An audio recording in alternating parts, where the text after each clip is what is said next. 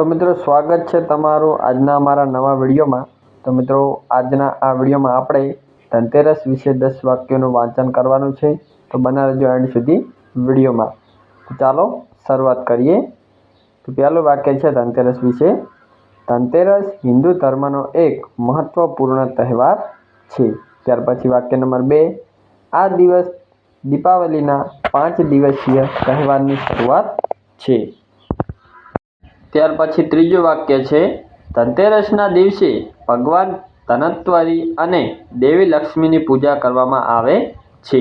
ત્યાર પછી ચોથું વાક્ય, લોકો આ દિવસે નવું વાસણ, સોનું અથવા ચાંદી ખરીદે છે, જે શુભ માનવામાં આવે છે। ત્યાર પછી વાક્ય નંબર 5, ધનતેરસને સમૃદ્ધિ અને સુખ સમૃદ્ધિના પ્રતીક રૂપે માનવામાં આવે છે। ત્યાર પછી આગળનું વાક્ય નંબર 6નું વાંચન કરીએ। ઘરોમાં દીવા પ્રગટાવી અંધકાર દૂર કરવામાં આવે છે। ત્યાર પછી 7મું વાક્ય, વેપારીઓ અને ઘર માલિકો પોતાના હિસાબ પુસ્તકોની પૂજા કરે છે। ત્યાર પછી 8મું વાક્ય, આ દિવસે સ્વચ્છતા અને શાંતિનો વિશેષ મહત્વ રાખવામાં આવે છે।